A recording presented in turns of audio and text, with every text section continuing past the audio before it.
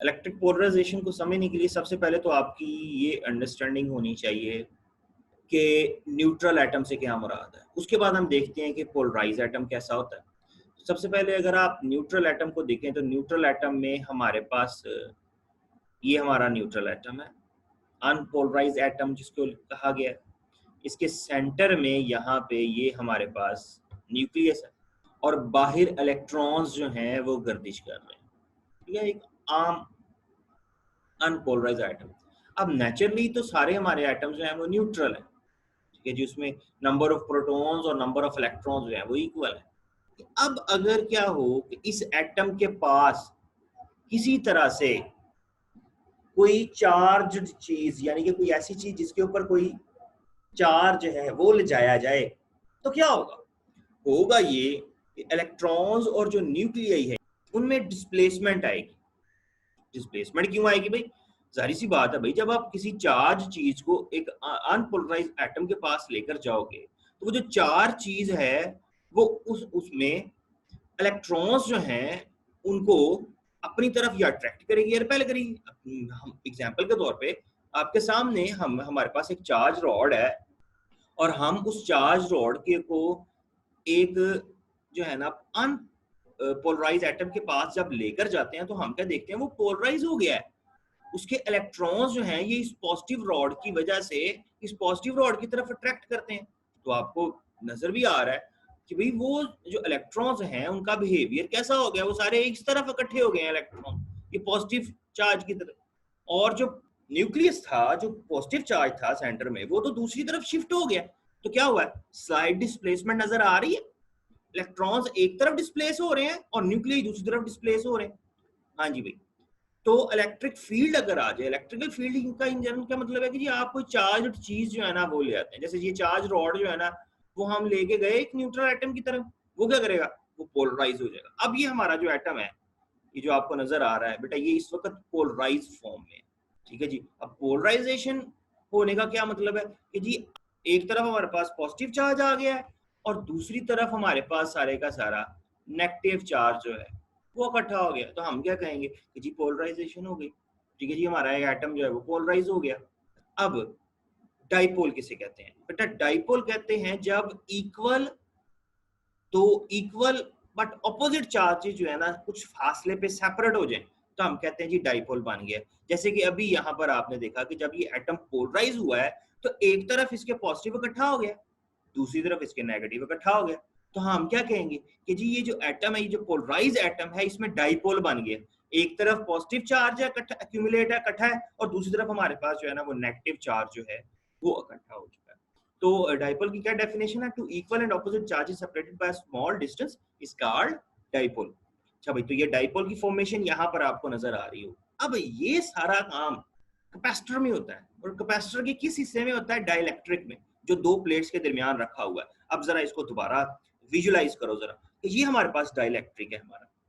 अब ये neutral dielectric है फिलहाल। न्यूट्रल डाइलेक्ट्रिक का क्या मतलब है कि इस वक्त इस न्यूट्रल डाइलेक्ट्रिक के अंदर एटम्स जो हैं वो इरेगुलर टाइप में जो है ना वो अरेंज है, कोई उधर को है कोई इधर को है। ठीक है जी, उसके पॉजिटिव नेगेटिव। लेकिन जैसे ही हम इसको इस डाइलेक्ट्रिक को कहाँ रखते हैं? पॉजिटिव नेगेटिव फील्ड में। जैसे कि कैपेसिटर के अंदर ये हमारा डाइलेक्ट्रिक आ गया है, तो हम क्या देखेंगे कि अब रैंडमनेस जो है ना वो कम होगी। यहाँ पर रैंडमनेस कम है। यहाँ पे कोई एक्सटर्नल इलेक्ट्रिकल फील्ड नहीं थी, यहाँ पर एक्सटर्नल इलेक्ट्रिकल फील्ड है, जिसकी वजह से क्या होगी, ये सारे एटम्स जो हैं ये अब रेगुलरली अरेंज है। ठीक है जी। नेगेटिव इन तमाम एटम्स के जो है वो पॉजिटिव प्लेट की तरफ है, आपको नजर भी आ रहे हैं, और जो पॉजिटिव हैं वो सारे के सारे जो हैं वो पॉजिटिव नेगेटिव प्लेट की तरफ है। अब इससे इफेक्ट क्या होता है कि यहाँ पर अब हमारे पास दो फील्ड्स बन गई हैं। दो फील्ड्स कौन कौन सी? एक हमारी पॉजिटिव और नेगेटिव के दरमियान जो फील्ड है जिसको ई नॉट से यहाँ पे रिप्रेजेंट किया हुआ है, और एक इंड्यूस फील्ड भी है। ये इंड्यूस फील्ड का क्या मतलब है बेटा? जब ये डाइलेक्ट्रिक आपने प्लेट्स के दरमियान रखा है तो बेटा उनकी डाइलेक्ट्रिक की भी स्मॉल इलेक्ट्रिकल फील्ड्स हैं, छोटी छोटी, जरा गौर से देखो। और वो किस तरफ से हैं? इलेक्ट्रिक फील्ड होती ही पॉजिटिव से नेगेटिव है। अब एक फील्ड जो है वो प्लेट्स के की पॉजिटिव से शुरू होकर नेगेटिव की तरफ जा रही है, और एक फील्ड जो है वो हर एटम में क्या हो रही है, जरा गौर से देखो, पॉजिटिव से नेगेटिव की तरफ। और ये जो पॉजिटिव से नेगेटिव की तरफ फील्ड है, इसकी डायरेक्शन जो है वो एक्सटर्नल इलेक्ट्रिकल फील्ड जो ई नॉट थी उसके ऑपोजिट है। तो ये इंड्यूस की जो डायरेक्शन है वो ई नॉट के ऑपोजिट है। अब होगा क्या, नेट इलेक्ट्रिकल फील्ड जो है वो लाजमी तौर पर क्या होगी, वो कम हो जाएगी। यानी कि जो ई हमारे पास नेट इलेक्ट्रिकल फील्ड होगी वो हमारे पास बराबर होगी ई नॉट माइनस ई इंड्यूस के, क्योंकि दोनों की डायरेक्शन ऑपोजिट है। तो हमारी नेट इलेक्ट्रिकल फील्ड डेफिनेटली तौर पर क्या हो जाएगी भाई, कम हो जाएगी। नेक्स्ट इसके बाद क्या होता है भाई, अब भाई नेट इलेक्ट्रिकल फील्ड रिड्यूस हो चुकी है, ये सब आप लोगों ने जो है ना हमने पढ़ लिया। अब हम पढ़ने लगे हैं कि इस पोलराइजेशन का कैपेसिटर्स पे क्या फर्क पड़ता है, कैपेसिटर पे क्या फर्क पड़ता है। तो भाई जरा गौर से, सिग्मा हमने पढ़ा था बराबर होता है चार्ज पर यूनिट एरिया के। इलेक्ट्रिकल फील्ड हमारे पास बराबर होती है sigma divide by epsilon not के, ठीक है जी। और इलेक्ट्रिक पोटेंशियल हमारे पास बराबर है ई डी के। कैपेसिटेंस जो है ये हमारे पास पोटेंशियल ग्रेडियंट से आया है, ये हमारे पास गाउस लॉ से आया है, ठीक है। और ये सरफेस चार्ज डेंसिटी है। और सी जो है वो है जी हमारे पास Q डिवाइड बाय V। अब वन बाय वन आपने इफेक्ट देखना है कि कैपेसिटेंस पर इफेक्ट कैसे ट्रांसफर हो रहा है। सबसे पहले अभी हमने क्या देखा कि नेट इलेक्ट्रिकल फील्ड रिड्यूस हो जाती है। अगर नेट इलेक्ट्रिकल फील्ड रिड्यूस हो जाती है तो इस रिलेशन को अगर आप नोट डाउन करो, V is equal to E D. अगर E कम हो गई है, E इलेक्ट्रिकल फील्ड कम हो गई है, तो वोल्टेज क्या हो जाएगा, V कम हो जाएगा। और अगर V कम हो गया है तो कैपेसिटेंस क्या हो जाएगी भाई, कैपेसिटेंस बढ़ जाएगी। अब दोबारा से एक पॉजिटिव प्लेट है, दूसरी हमारे पास नेगेटिव प्लेट है। पॉजिटिव के ऊपर पॉजिटिव चार्ज इकट्ठा हुआ है, नेगेटिव प्लेट के ऊपर नेगेटिव चार्ज इकट्ठा हुआ है, और दरमियान में जो डाइलेक्ट्रिक रखा हुआ है उसमें डाइपोल्स बने हुए हैं। पॉजिटिव प्लेट है उसकी तरफ नेगेटिव चार्ज डाइपोल में है, और जो नेगेटिव प्लेट है उसकी तरफ सारे का सारा हमारे पास पॉजिटिव चार्ज है।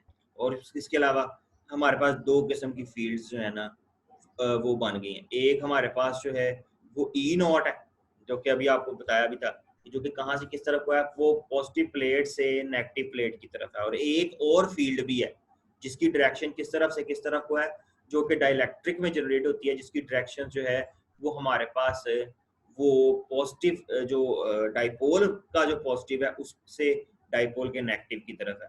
ऑपोजिट होने की वजह से क्या होगा, नेट फील्ड यहाँ पर जो ई है हमारे पास उस वो रिड्यूस हो जाती है इस ऑपोजिट फील्ड की वजह से। जरा अब अगर आप इन प्लेट्स के बिल्कुल एंड रीजन्स पे देखें, अगर आप इस रीजन को देखें तो ये हमारे पास अगर पॉजिटिव प्लेट है तो उसके बिल्कुल साथ साथ डाइपोल का नेगेटिव चार्ज भी है। इसी तरह से अगर एक हमारे पास ये जो नेगेटिव प्लेट है तो उसके बिल्कुल साथ साथ हमारे पास जो है वो डाइपोल का पॉजिटिव भी है। नेगेटिव और पॉजिटिव की वजह से प्लेट्स के बिल्कुल करीब हम ये नोट करेंगे कि टोटल चार्ज रिड्यूस हो गया है, क्योंकि ये पॉजिटिव प्लेट है, ये नेगेटिव प्लेट है। नेगेटिव और पॉजिटिव एक दूसरे को क्या करते हैं, न्यूट्रल कर देते हैं। तो अगर दोनों तरफ नेट चार्ज रिड्यूस हो गया है तो जनरल इसका मतलब ये है कि टोटल चार्ज के कम होने से सरफेस चार्ज डेंसिटी कम हो जाएगी। अगर सरफेस चार्ज डेंसिटी कम हो गई है तो सरफेस चार्ज डेंसिटी के कम होने से क्या होगा भाई, इलेक्ट्रिकल फील्ड कम हो जाएगी।